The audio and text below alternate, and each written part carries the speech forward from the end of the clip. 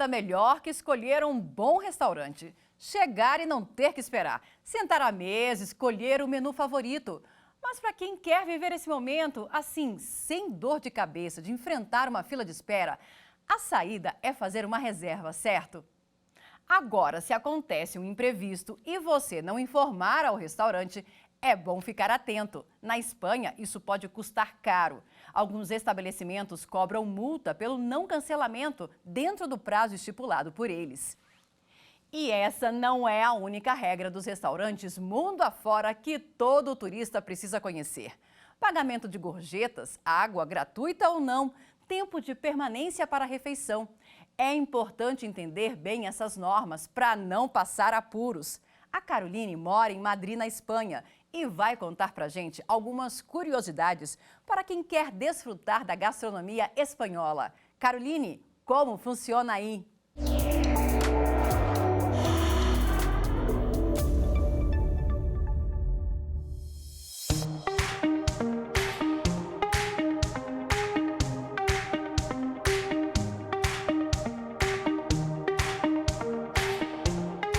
Tudo bom? Eu sou Caroline Tim, sou natural de Porto Alegre, Rio Grande do Sul. Vivo há 18 anos aqui na Espanha. Já morei em Barcelona e faz 15 anos que eu vivo na capital espanhola, Madrid. Sou publicitária, criadora digital e também tenho uma empresa que ajuda brasileiros a viver aqui na Espanha.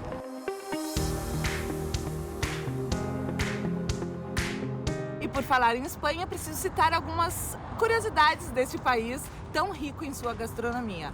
Atualmente existe 310 restaurantes com a estrela Michelin, divididos em 250 restaurantes. Espanha é líder mundial em bares e restaurantes. A grande maioria dos estabelecimentos, dos bares e restaurantes solicitam uma reserva anterior. Antigamente, antes da pandemia, a gente não precisava praticamente reservar. Hoje em si, sim. Também a grande maioria dos restaurantes hoje em dia já tem aplicativos que te avisam através de SMS ou através do WhatsApp e e-mail, dizendo amanhã, tal hora, você tem a sua reserva. Se caso você não possa comparecer, por favor, anular no link tal ou ligar para o número tal. Normalmente, esses restaurantes mais sofisticados te pedem reserva e muito poucos deles te pedem o número de cartão de crédito. Uns poucos dias atrás, houve uma notícia aqui na Espanha que um restaurante lá de São Sebastián, na parte norte da Espanha, teve um julgamento que o cliente contra o restaurante porque eles reservaram e não foram no restaurante Estrela Michelin e acabou ganhando o restaurante. Eles tiveram que pagar uma multa de 500 e poucos euros, que foi o prejuízo que o restaurante teve. Esse restaurante especificamente é um restaurante muito pequeno, em que tem lista de espera e que para fazer a reserva necessitava passar o cartão. Eles não avisaram que não iriam, simplesmente não apareceram e eles cobraram porque a matéria-prima foi comprada, estava tudo ali organizado para esses clientes chegarem. E para falar sobre esse assunto, convidamos o Procurador Federal Irapuan Beltrão. Doutor Irapuan, seja muito bem-vindo ao Como Funciona Aí. A gente viu aí a Caroline mostrando essa situação na Espanha, dessa multa. Se a gente trouxer essa situação aqui para o Brasil, à luz do Código de Defesa do Consumidor, ela poderia ser considerada uma cobrança abusiva? Eu acho que vai depender muito do tipo de estabelecimento, como a Caroline falou, né? Assim, a gente tem no Brasil uma grande diversidade também de estabelecimentos que são estabelecimentos, no geral, de médio padrão, e esses, obviamente, não têm sequer condições de implementar isso. Mas, realmente, nos restaurantes de maior padrão, essa coisa vai ficar, assim, circunstanciada pelos aspectos que ela trouxe. Então, acho que a abusividade vai depender de valor, de qual é o estabelecimento, de qual é a sistemática, da transparência que o estabelecimento dá para cada uma dessas figuras. Afinal de contas, se pensarmos bem, tudo isso, pelo nosso Código de Defesa do Consumidor, tem que ser absolutamente transparente. Se o estabelecimento começar a adotar, e penso eu aí nos de alto padrão aquisitivo, começar a adotar essa política de reserva com prévias colocações, e mais do que prévias colocações, ali valores a serem utilizados como multas, isso tem que estar muito transparente, efetivamente, no nosso sistema ali de informação, e o restaurante, claro, para evitar essa negação de abusividade, tem que deixar isso muito evidente para o consumidor de que essas coisas vão poder ser praticadas, sob pena, sim, de ter grandes problemas na justiça e nos sistemas de defesa do consumidor, no PROCON, Brasil afora, né? A gente tem aqui no Brasil alguma cobrança semelhante, não, não em caso de restaurante, mas em outras situações, que é cobrado algum tipo de multa em caso de no-show? Temos sim, a gente já teve experiências disso em sistemas de hotelaria, né? Então, há vários hotéis que já adotam essa prática, e aí vai muito pelo que nós comentamos na pergunta anterior, né? Se está devidamente transparente ou não, se o valor é considerável ou não, mas os hotéis, em geral, praticam isso.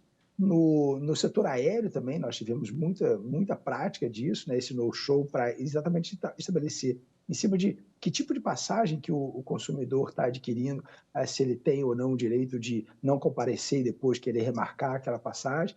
Então, a gente já tem algumas experiências nesse contexto. Claro que cenários absolutamente diferentes, porque a realidade de custo e mesmo de dimensão de um restaurante é completamente diferente de uma companhia aérea, né?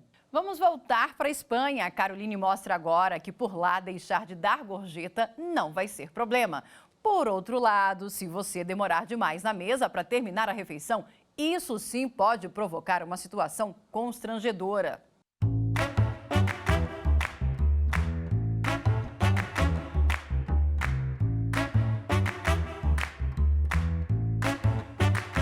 Fatos curiosos da Espanha. Aqui não é obrigado a dar a gorjeta, que aqui se chama propina. Aqui não é uma obrigação, não é natural também do espanhol pagar uma propina. Se tu é muito bem recebido, ele deixa ali umas moedinhas ou pouco, mas não como uma obrigação, e sim como uma forma de retribuição ao profissional que te atendido, o garçom. O garçom ganha na Espanha, em média, 1.300 euros, mas toda a gorjeta, a recebida, ela não é para um camareiro. Eles fazem um pote, esse dinheiro todo é posto ali e dividem entre todos os trabalhadores, inclusive a cozinha. Então, também tem essa diferença, não é exclusivo de um só funcionário, e sim de todo o estabelecimento de restaurantes. Outras coisas curiosas. Hoje em dia a gente precisa reservar. Existem restaurantes muito badalados em grandes cidades, entre os de estrela Michelin e outros que estão de modas assim. E eles fazem turnos. O que seriam esses turnos? 1 hora e meia para você fazer a refeição. E quando acaba essa 1 hora e meia, antes de acabar essa hora, eles já estão te entregando a conta para você pagar, para vir outras pessoas e comerem e fazer dupla jornada, tanto no almoço quanto na janta. Em alguns estabelecimentos da Espanha, você pode solicitar uma jarra de água e eles não podem cobrar. É como uma lei da própria comunidade. Não são todas, só as comunidades, os estados, né, que aqui se chama comunidade, que tem água 100% potável. Aqui em Madrid é uma delas, e a gente pode chegar no restaurante e pedir, quero uma jarra de água, e eles não podem te cobrar por esse serviço. Doutor Irapuan, no Brasil o pagamento de gorjeta é opcional? É opcional. Na verdade, o sistema de fornecimento de alimentos, ele já tem um valor pré-estabelecido. Já discutimos bastante essa questão da gorjeta e se reconheceu que a gorjeta é uma opção do consumidor. Evidentemente que existem práticas ali, até de acostumadas já em diversos espaços da vida nacional, onde essa questão está institucionalizada, né? Quase que é vista com maus olhos, mas aí não por um problema jurídico, e sim por um problema talvez até de convivência social, aquele consumidor que não deixa a gorjeta ao prestador de serviço que a ele atendeu. E a Caroline também falou uma coisa curiosa, que eu acho que não é uma prática muito comum aqui no Brasil, que é o tempo de permanência máximo no restaurante, né? Lá eles fazem turnos, inclusive, do momento que você permanece ali para fazer a refeição, em torno de 1 hora, 1 hora e meia, que ela fala nos restaurantes da Espanha, nesses restaurantes mais sofisticados. Se uma moda dessa chega aqui no Brasil também, de estipular aí o tempo de permanência, à luz também do Código de Defesa do Consumidor Brasileiro, isso poderia ser considerado legal? Acredito que sim. Agora, de novo, vai depender muito do padrão do restaurante, né? Porque justifica-se isso exatamente por uma grande demanda que o restaurante tenha, né, assim, e entende-se que realmente se for um restaurante absolutamente requintado, né, com poucas mesas, como ela falou, numa primeira pedaço de comentário, onde há uma fila constante de espera, ele pode perfeitamente dizer: "Olha, assim, olha, o tempo que eu tenho à disposição do meu serviço para você é de 1, 2, 3 horas, o tempo que for". Mas evidentemente todos nós já experimentamos aquela desejo, né, aquela vontade: "Ah, eu queria tanto experimentar aquele restaurante badalado", fica lá 2 ou 3 horas na fila, enquanto outras pessoas estão ali, ocupando e muitas vezes já não estão nem sequer consumindo, estão ali batendo papo, só aproveitando do ambiente. E aí é natural que ou o restaurante comece a imaginar que ele tem o direito de pensar que aquelas pessoas que estão ocupando seu espaço só para curtir um bom ambiente, ou elas remuneram por isso, ou então, evidentemente, ela tem que imaginar que, na essência, aquele momento tem que ser finalizado. Agora, uma semelhança que a gente viu aí, que a Caroline falou, é esse fornecimento de água potável gratuita, né? Aqui no Brasil, nós já temos alguns estados que já adotaram esse como direito, né? Previsto em lei, inclusive, e essa exigência. Inclusive, há casos aí de algumas leis em alguns estados sobre, especificamente em casas noturnas, a respeito de instalação de bebedouro. Fala um pouquinho para a gente dessas leis específicas de fornecimento gratuito de água. Se valendo ali de uma possibilidade que os estados têm de legislar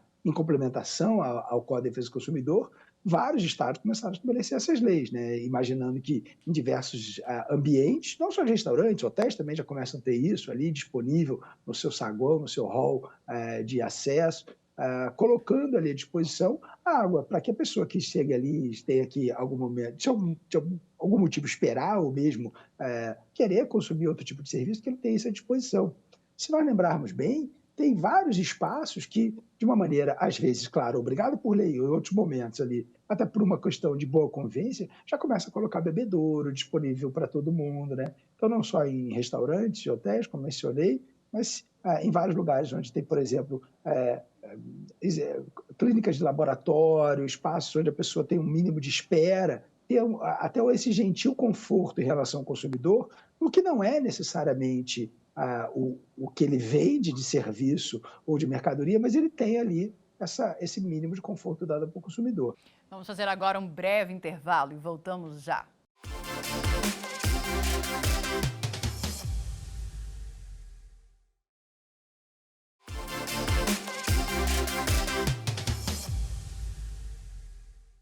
O Como Funciona Aí está de volta. Da Espanha, vamos para a terra do tio Sam. Nos Estados Unidos, a gorjeta é uma tradição, até porque ela é praticamente o salário dos garçons. O Rafael é advogado, mora em Orlando e vai contar como os americanos lidam com essa cobrança e o cenário de emprego dos profissionais que dependem desse pagamento. É com você, Rafael.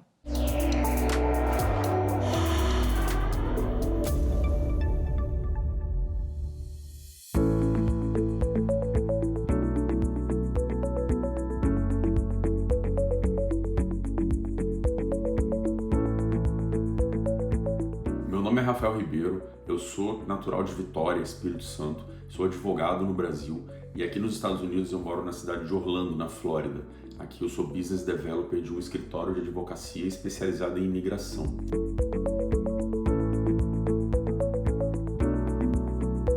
Uma das grandes diferenças culturais que o Brasil e os Estados Unidos têm diz respeito às gorjetas nos restaurantes, bares, pubs e afins. Enquanto no Brasil nós temos o costume de pagar 10% de gorjeta, muitas vezes obrigado até pelo próprio estabelecimento, aqui nos Estados Unidos não existe uma lei, não existe uma imposição, mas é uma cultura, é meio que uma imposição social se pagar a gorjeta para atendentes. Na verdade, aqui a gorjeta é paga para todo mundo que te serve de alguma forma. Então, desde o motorista de Uber aos garçons, garçonetes dos restaurantes, dos bares, até dos pubs. Tem um costume aqui, que, por exemplo, quando você vai num bar dançante, numa boate e tal, cada cerveja que você compra, cada drink que você pega, você deixa tips, né? Que são as gorjetas para aquela pessoa que está te atendendo. Nos bares e restaurantes é a mesma coisa.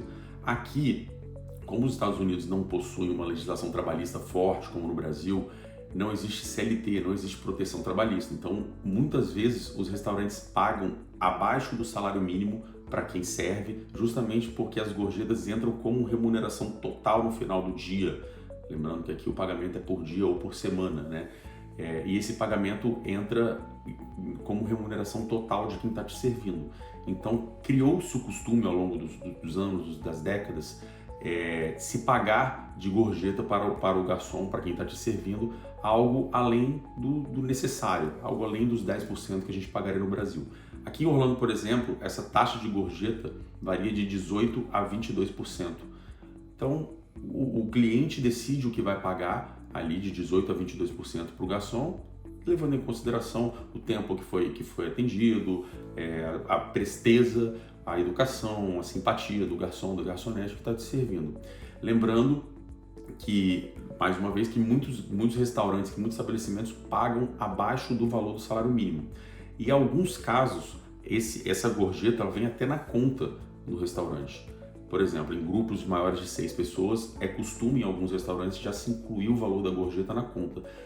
Uma das curiosidades é que na própria comanda já vem os valores da gorjeta expressos, 18%, 20%, 22%, às vezes até 24%. Cabe ao cliente somar e pagar o quanto ele deseja. Uma outra curiosidade interessante é em relação à segurança que a gente tem aqui. Aqui a gente entrega o cartão de crédito para o garçom leva o cartão, passa o nosso cartão e quando ele retorna a gente deixa anotado na fatura quanto que a gente vai deixar de tips. Então ele já de posse do nosso número do cartão, ele passa novamente e esse valor é debitado da nossa conta ou creditado, enfim.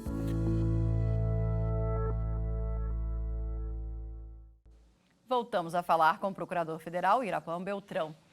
Doutor Irapuan, a gente viu a situação agora nos Estados Unidos, que é diferente também da Espanha, que não é nenhuma tradição o pagamento de gorjeta. Lá, mesmo não tendo uma lei, é praticamente como se fosse, né? Não há um regramento jurídico que estipule e determine o pagamento de gorjeta, mas é como se fosse, né?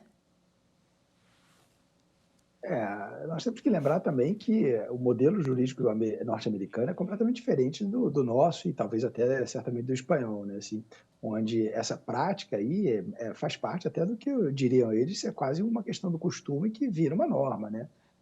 Ainda que o Rafael tenha dito que é uma opcional, né? Assim, se você chega no restaurante americano, né, e não garante ali a gorjeta ao final, aquilo ali é visto mais do que com maus olhos, né? Assim, já ouvi falar casos, inclusive, de pessoas que em algum momento tentaram retornar àquele restaurante e foram proibidos, né, dizendo que aquele restaurante se entendia ali como no direito de não aceitar essa pessoa mais uma vez, dado que ele não cumpriu ali aqueles padrões tradicionais.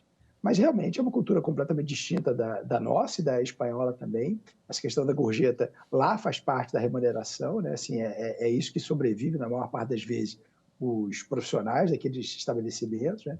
E, claro, tem aí uma característica também bastante diferente da nossa, né? Que é o tratamento do nosso sistema jurídico trabalhista, que aqui é muito mais protecionista do que, por exemplo, existe nos Estados Unidos, né? E falando sobre lei trabalhista, inclusive, o Rafael trouxe para a gente essa situação dos garçons nos Estados Unidos que ganham abaixo do salário mínimo.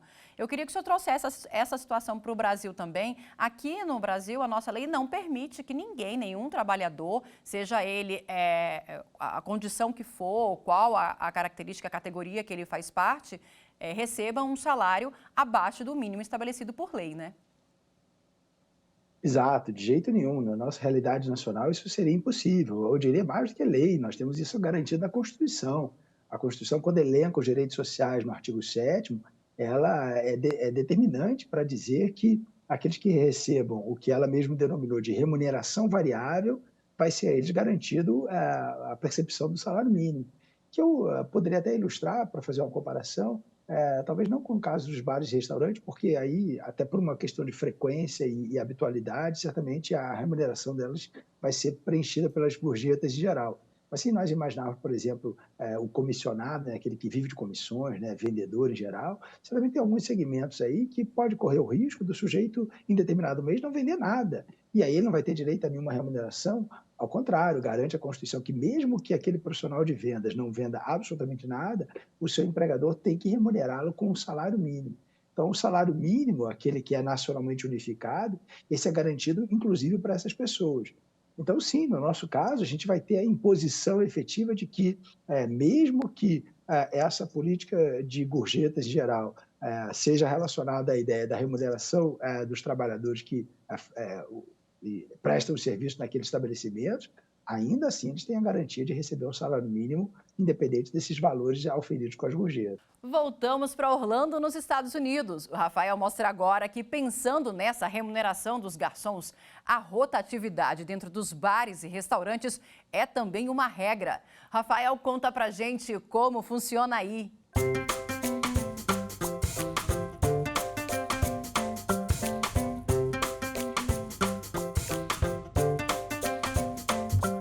Uma das curiosidades aqui é que justamente por essa remuneração do garçom, da equipe vir justamente das gorjetas, é necessária a alta rotatividade dos clientes dos estabelecimentos. Então, o cidadão americano ele tem por costume não ficar ocupando o restaurante por tempo demais, como nós brasileiros, que ficamos batendo papo, tomando uma cerveja, tomando um refrigerante.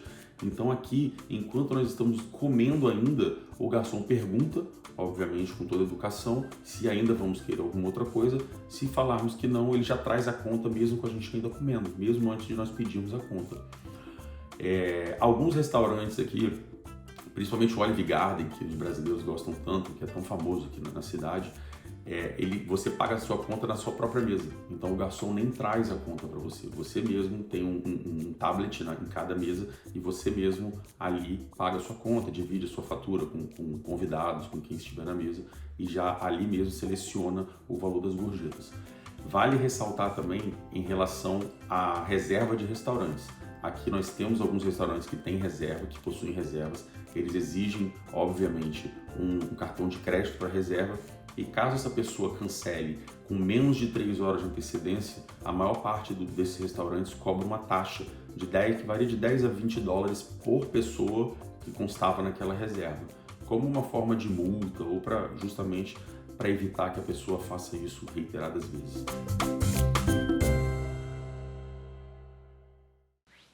Doutor Irapuan, se uma regra como essa de tempo de permanência fosse estabelecida aqui também no Brasil, quem que deveria disciplinar isso? Seriam leis estaduais, leis federais? Como que são os estados que têm que disciplinar essa situação? Quem fiscaliza também se essa situação não está sendo abusiva ou não? Isso naturalmente seria uma questão que o Estado legislaria sim.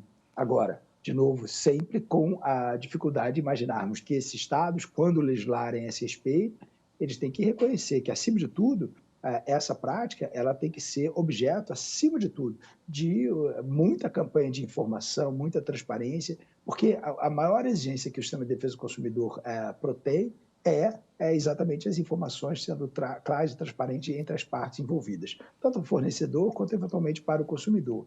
E de tudo isso vai ficar a grande dificuldade, né? Como fiscalizar tudo isso? Porque a maior dificuldade que a gente tem nessa monte de regras e normas que são elaboradas não basta ter essas previsões, né? Se não forem observadas, como é que você controla tudo isso? E para a gente encerrar, eu queria que o senhor trouxesse aí uma curiosidade, quais os países que o senhor tem conhecimento aí que cobram, ou muitas vezes tem alguns que consideram até uma ofensa o pagamento de gorjeta, né?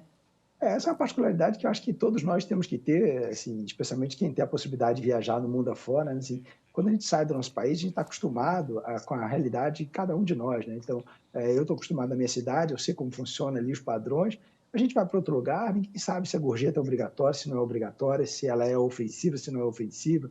Então, eventualmente, alguns países de cultura asiática podem se sentir ofendidos, né? Como assim você está me pagando mais do que eu lhe cobrei para você para ele ser atendido? Em outros lugares, se você não dá, a ofensa é essa, né? Assim, como assim você não vai reconhecer o meu serviço para além daquilo que a gente cobra funcionalmente? Então, eu assim, não que eu tenha oportunidade muito de viajar na minha vida, mas eu sempre acho que as pessoas têm que ter essa cautela, né? Vai para qualquer lugar, como é que funciona a cultura daquele lugar, né? Essas questões básicas, né? De comportamentos nas relações fundamentais de consumo, como, por exemplo, essa. Assim, a gente sabe que existe esse modelo americano ali da quase obrigatoriedade tradicional E países nossos vizinhos, né, quando a gente viaja ou falar de Argentina, Chile, países que adotam a gorjeta como um padrão institucional, acho que são até parecidos com o nosso, né, onde você tem a opção, você tem a possibilidade de não pagar. Acima de tudo, é reconhecer que, mais do que a diferença cultural dos países, tem diferenças normativas também, e que é sempre muito difícil estabelecer, né? Assim, vale a lembrança para todos nós, até pelo mote aqui do nosso programa, né? Assim, vai viajar mundo afora, como é que funciona, né? Como é que funciona em determinado lugar, determinados padrões, né? Seja na gorjeta, seja no tempo na reserva, seja no que for, para a gente entender que nós não estamos na nossa esquina indo comprar ali algum lanche no botequim da rua, né? Assim, realmente é um padrão diferenciado. Saber como funciona por aí é importante e é solução muitas vezes quando está turistando, né? Exato, exato. Muito, muito importante. Doutor Irapã, muito obrigada pela entrevista, pela participação aqui no nosso programa. E a gente fica por aqui preparando a nossa próxima viagem. Siga a gente nas redes sociais. Estamos no YouTube, Instagram, Twitter e Spotify. É só digitar @Rádio e TV Justiça que você encontra o nosso conteúdo. Até o próximo programa. Tchau.